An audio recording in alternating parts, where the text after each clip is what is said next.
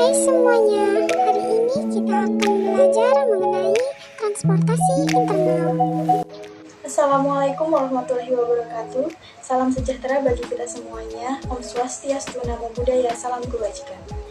Terima kasih kepada Bapak Afi selaku dosen mata kuliah konservasi dan teman-teman semuanya yang telah memberikan kesempatan kepada kelompok kami untuk memberikan sedikit penjelasan mengenai transportasi internal.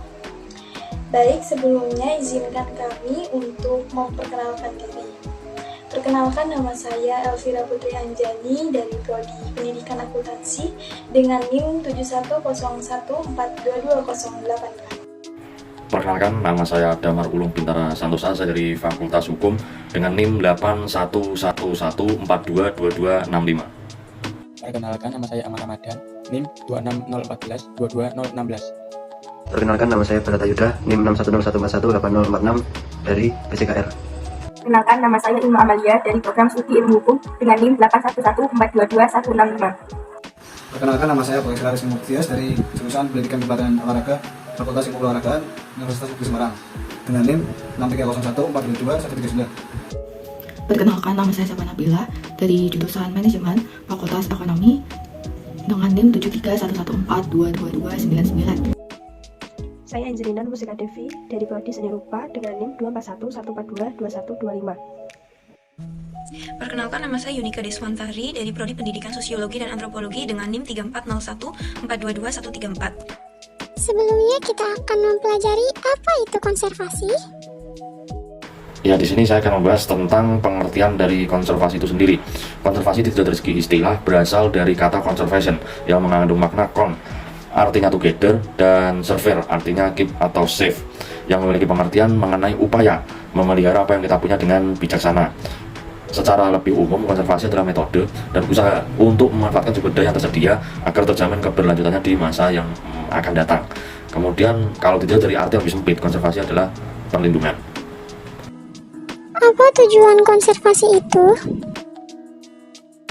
Tujuan konservasi adalah melindungi flora dan fauna yang terancam punah, melindungi dan menjaga ekosistem agar tetap indah, menarik, dan unik, mempertahankan kualitas lingkungan sekitar supaya tetap terjaga, merawat kekayaan ekosistem alam, serta memelihara proses ekologi dan keseimbangan ekosistem secara berkelanjutan.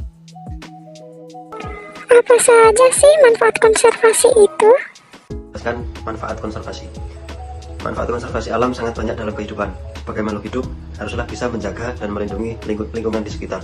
Dengan melakukan perawatan dan perlindungan terhadap lingkungan, tak ayal manusia akan menuai hasil yang baik pula. Berikut beberapa manfaat konservasi bagi manusia. Yang pertama yaitu menjaga sumber air. Jika kita melakukan konservasi di daerah tangkupan hujan seperti di pegunungan, kita bisa menjaga sumber air. Daerah tangkupan hujan merupakan kawasan yang harus selalu dijaga agar tetap hijau, sehingga sumber air tetap tersedia. Salah satu jenis konservasi yang bisa dilakukan adalah dengan reboisasi alam. Yang kedua, pelestarian flora dan fauna. Sudah jelas sekali manfaat yang satu ini. Konservasi alam akan memberikan manfaat terhadap lestarinya tumbuh-tumbuhan. Tak hanya itu, dengan konservasi kita juga bisa melestarikan fauna atau satwa langka. Tak lama ini banyak sekali terdengar satwa langka yang jadi bahan pemburuan liar atau pihak yang tidak bertanggung jawab, sehingga populasinya semakin menurun. Untuk itu, konservasi satwa harus lebih digalakkan lagi. Yang ketiga adalah membuka lapangan pekerjaan. Dengan menggalakkan konservasi, juga akan membuka lapangan pekerjaan. Pelestarian sumber daya alam membutuhkan partisipasi seluruh lapisan masyarakat, bukan hanya pemerintah, melainkan juga termasuk mahasiswa atau siswa-siswa, dan rakyat biasa juga bisa melakukan konservasi. Kemudian yang keempat yaitu meningkatkan keragaman konservasi. Dengan melakukan berbagai macam konservasi, maka kita dapat meningkatkan keragaman konservasi itu sendiri. Namun, kita harus tetap menjaga konservasi yang lain. Tidak perlu kita merusak satu konservasi hanya untuk melakukan konservasi yang lainnya. Yang kelima adalah meningkatkan produksi sumber makanan. Tak hanya bermanfaat untuk melestarikan flora dan fauna yang telah punah, dengan adanya konservasi, kita juga bisa mengimbangi bahan pangan dengan laju pertumbuhan. Pertumbuhan penduduk semakin meningkat dan bahan pangan mulai tidak teratur. Untuk itu, konservasi alam akan membantu kita mempertahankan swasembada pangan. Lalu apa itu transportasi internal? Di sini saya akan menjelaskan tentang apa itu transportasi internal. Tapi sebelum masuk ke transportasi internal, alangkah baiknya kita mengetahui dulu apa itu transportasi dan apa itu internal. Menurut Kamus Besar Bahasa Indonesia, transportasi adalah pengangkutan barang oleh berbagai jenis-jenis kendaraan sesuai dengan kemajuan teknologi. Sedangkan internal itu berkaitan dengan bagian dalam, baik itu bagian dalam negeri, bagian dalam sebuah tubuh. Itu internal juga dapat dimaknai sebagai sebelah dalam di kalangan sendiri maupun dalam lingkungan sendiri. Lalu apakah transportasi internal itu? Transportasi internal adalah jenis transportasi yang dilakukan pada kawasan sendiri atau wilayah privat tertentu. Apa sih manfaat adanya transportasi internal?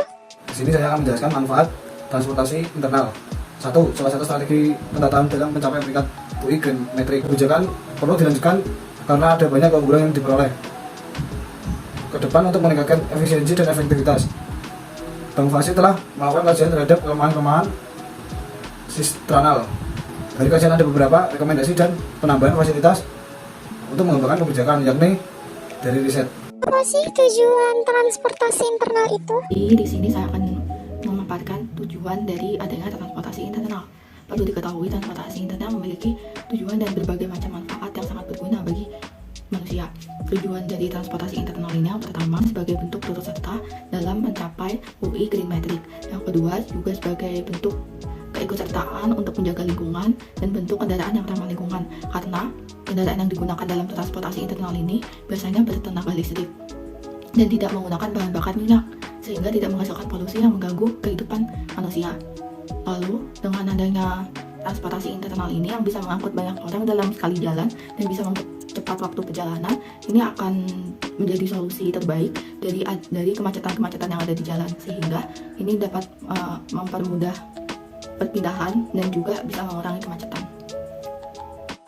Lalu apa sih kelebihan dan kekurangan transportasi internal? Kelebihan dan kekurangan dari transportasi internal. Kelebihan dari transportasi internal ada 4. Yang pertama yaitu memudahkan mahasiswa yang tidak memiliki kendaraan berpergian menggunakan angkutan bus antar daerah jika ingin pulang kampung. Yang kedua, menghemat pengeluaran uang maupun bensin. Yang ketiga, ramah lingkungan karena tidak menyebabkan polusi udara. Yang keempat, mengurangi kemacetan pada jalan raya. Karena biasanya Semarang ini macet, dengan adanya transportasi internal bisa sedikit mengurangi kemacetan pada jalan raya. Sedangkan kekurangan dari transportasi internal ada 3, yaitu yang pertama, membutuhkan waktu yang lama saat bepergian, sehingga harus mempersiapkan keberangkatan sejak awal karena transportasi internal biasanya ada batasan saat berkendara. Yang kedua, tidak dapat mengendarai transportasi melaju seenaknya karena ada batasan kecepatan maksimal yang sudah ditentukan. Yang ketiga, berdesakan dalam bus jika pada saat jam aktif. Seperti hari Senin sampai Jumat, kebanyakan pelajar dan pekerja sehingga berdesakan tidak kondusif. Apa saja sih contoh transportasi internal itu? Contohnya adalah shuttle, bus kampus, truk pengangkut sampah, truk penyiram tanaman, dan juga kendaraan yang memiliki fungsi khusus seperti pemadam kebakaran dan ambulans. Sekian materi yang dapat kami sampaikan, semoga bermanfaat bagi kita semua. Jika ada kekurangan, kami mohon maaf, dan jika ada kelebihan, tidak usah dikembalikan karena kami orang yang ikhlas.